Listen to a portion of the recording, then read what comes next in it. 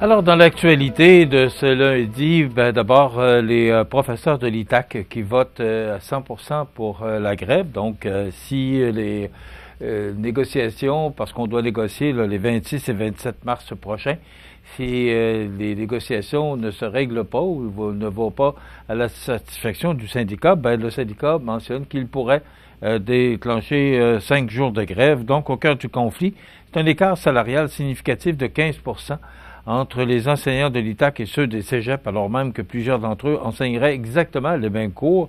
Un professeur au dernier échelon à l'ITAC gagnerait en moyenne 13 076 $ de moins par année qu'un enseignant de cégep, et l'écart serait encore plus grand en début de carrière, nuisant considérablement au recrutement des nouveaux talents, du moins c'est ce que le syndicat nous indique. Aussi, ce qu'on nous mentionne, c'est que la convention collective est échue depuis mars 2020. Ça fait 5 ans que la convention collective est échue. L'aide d'entente avait permis de prolonger temporairement certains éléments jusqu'en 2022, mais depuis, rien n'a bougé. Alors, on comprend là qu'on veut que ça se règle et ça fait 5 ans, et quand même. C'est assez étonnant. Je vais vous en parler un petit peu plus tard. On sait que la Société des traversiers, les employés, on prend ça.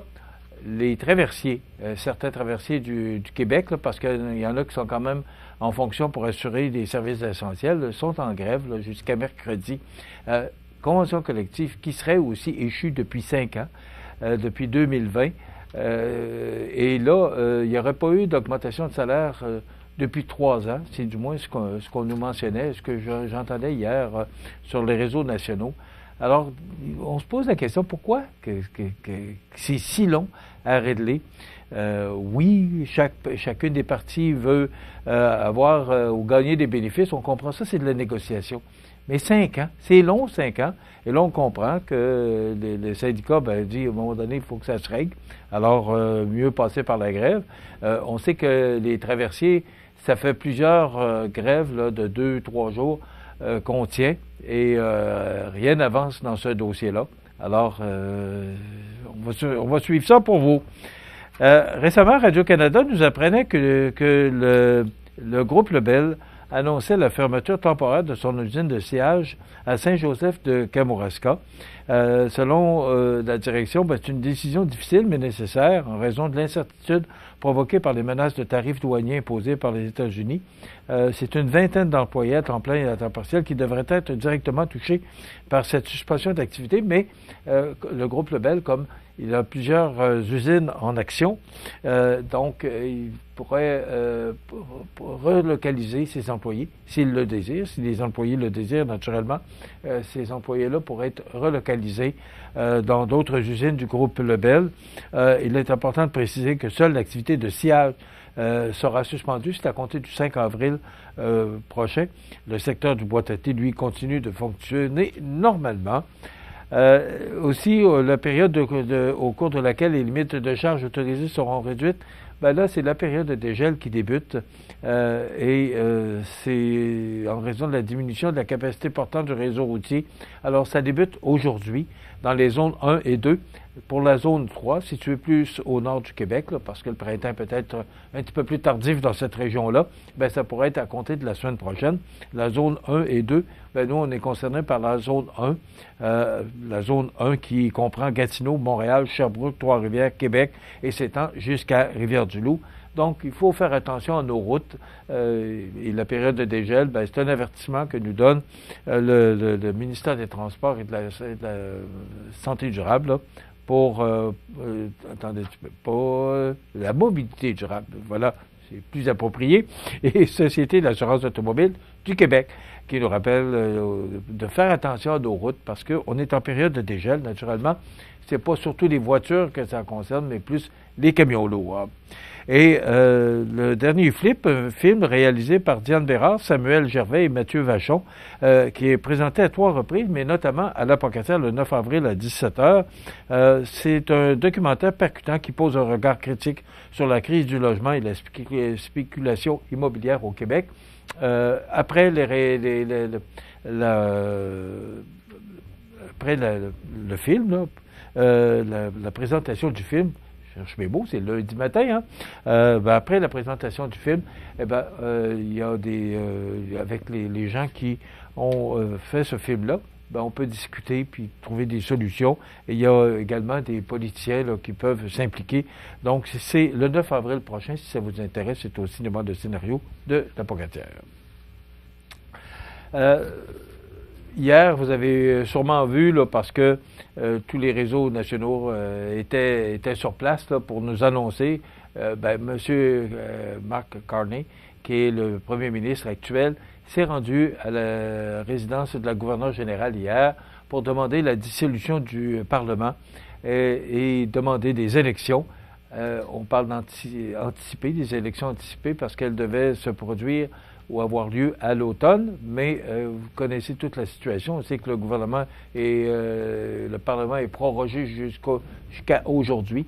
Mais et là, M. Carney n'avait pas le choix de déclencher des élections parce que sinon, il devait siéger. Alors, il devait présenter un budget, un discours du trône. Alors, c'était très demandant pour peut-être quelques semaines parce que on sait que les partis d'opposition voulaient avoir des élections et auraient pu renverser le gouvernement. Donc, M. Carney a décidé d'aller en élection. Alors, depuis hier midi, le pays est en élection. Nous, je vous dirais, puis pas juste notre circonscription, mais plusieurs circonscriptions manqueraient actuellement là, de candidats et candidates. Là. Plusieurs postes resteraient disponibles. Chez nous, c'est le cas actuellement parce qu'il y a 2 candidats qui sont connus actuellement. C'est M. Bernard Généreux, qui est le député actuel de Montmagny, Lillec, Kamouraska, Rivière-du-Loup, qui a annoncé qu'il revenait, qu'il se présentait pour une 6e fois. Et Mme Diane Sénécal du Bloc québécois qui a connu son investiture la semaine dernière. Donc, ce sont les 2 candidats et candidates connus pour l'instant. Il manque le Parti libéral. Il y aurait un candidat au Parti populaire de Maxime Bernier. On ne sait pas qui encore, mais il y aurait un candidat qui serait annoncé au cours des prochaines heures pour le Parti libéral. Est-ce que le nouveau Parti démocratique sera représenté? Point d'interrogation. Mais pour l'instant, il y a 2 candidats qui sont connus. C'est M. Bernard Généreux du Parti conservateur du Canada et Mme Diane Sénécal du Bloc québécois qui sont actuellement connus. Alors, on va suivre ça de très près pour vous pour ces 36 jours de campagne là, et on va voter le 28 avril prochain. C'est une élection qui sera extrêmement intéressante. À la dissolution de la Chambre, il y avait 102 députés du Parti libéral du Canada, 120 du Parti conservateur du Canada, 33 du Bloc québécois et 24 du Nouveau Parti démocratique. Les appuis actuels au Canada, c'est dans le Journal de Québec de ce matin, c'est 5% pour le Bloc québécois qui en a perdu 3, toujours selon le Journal de Québec. Pour les libéraux, c'est 42% qui en a gagné 9. Le Nouveau Parti démocratique qui en a perdu 9 avec 9%. Et enfin, le Parti conservateur du Canada qui en a gagné 5 avec 39%. Ce serait difficile de dire aujourd'hui qui va remporter la victoire, qui sera le premier ministre. Moi, je vous dirais que ça ressemble encore une fois, quand c'est chaud comme ça, mais ça peut... 36 jours, c'est très long, là. En politique, c'est très long. Je vous dirais que on s'en va ou on s'en irait encore vers un gouvernement minoritaire, libéral ou conservateur, mais ça peut changer. Donc, ce sera à suivre. Et naturellement, et on l'a vu hier, là, que les principaux chefs, c'est le président américain qui est visé. Alors, ce sera intéressant. Ça va être une campagne très intéressante parce que c'est chaud entre les conservateurs et le Parti libéral. Donc, ce sera une campagne très intéressante qu'on va suivre pour vous localement, bien sûr. Aussi, demain, c'est le budget. Donc, c'est le 25 mars à 16h que M. Éric Girard, ministre des Finances, va annoncer son budget. Vous savez que cette année, on avait annoncé un budget, un déficit de 11 milliards qui représentait un déficit record. Il semblerait que demain, ça va être un déficit record encore. Mais je vous mets là aussi encore des points d'interrogation. Et on aura un spécialiste de la firme Raymond Chabot Grant Thornton mercredi matin à notre émission qui sera avec nous en direct pour nous commenter le budget de M. Girard qui sera déposé demain à 16 heures.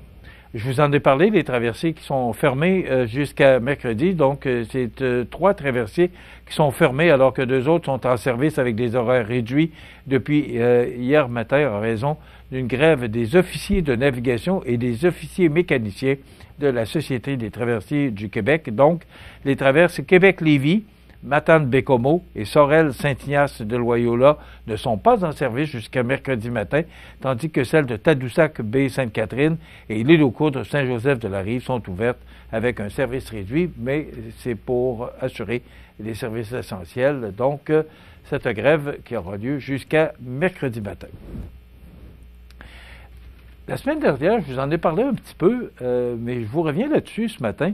C'est le propriétaire de l'hôtel, d'un hôtel à Québec, là, qui est intervenu pour le château Bonne Entente. Voilà, c'est le directeur général de l'hôtel Le Bonne Entente, M. Alain April, qui était en conférence devant la Chambre de commerce de Québec. Il disait que il faut assurer l'avenir de la ville de Québec et que le vieux Québec, c'est beau, là, mais qu'il va falloir peut-être ajouter d'autres événements en parlant du futur.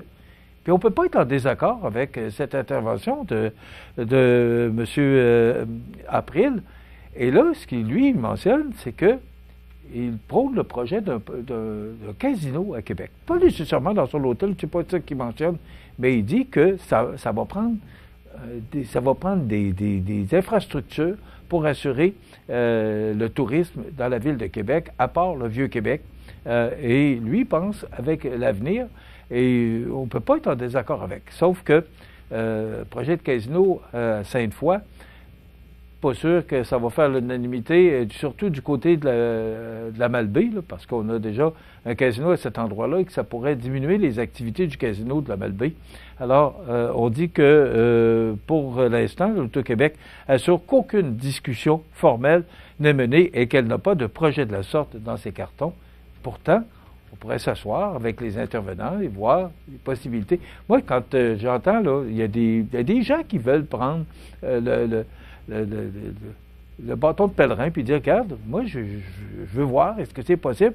Mais au lieu de dire, ben, on pourrait regarder, voir les possibilités, puis oui, penser à la Malbaie, puis non, la porte est fermée, il n'y a pas de discussion, puis il n'y a pas de projet de la sorte dans ces cartons. C'est ce que l'Auto-Québec a mentionné. Donc, pas de casino pour les prochaines années, mais moi, je suis entièrement d'accord avec M. April qu'il faudrait peut-être en discuter et voir des possibilités de tel établissement dans la ville de Québec. La ville de Québec qui a de la difficulté c'est quand même une grosse ville, Québec.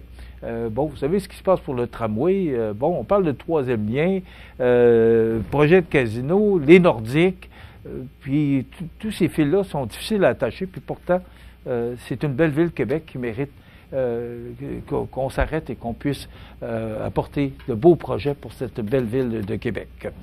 Demain, on reçoit en entrevue François Boudreau, qui est co-directeur, et Thérèse Robert, qui est présidente de l'Association québécoise des retraités Montmagny-Lillet. Ce seront nos invités pour demain. Et on reçoit également Mme Marlène Lagacé, coordonnatrice de l'atelier agricole, et Virginie Guibert, consultante chez Faire Ensemble Autrement, qui nous parle de l'atelier agricole. On vous a parlé de ça récemment. Donc, ils viendront nous dire exactement c'est quoi l'atelier agricole. C'est présenté par la MRC de Montmagny. Donc, c'est ce qu'on vous propose pour demain. Je vous souhaite donc d'excellentes émissions, une excellente journée et à demain.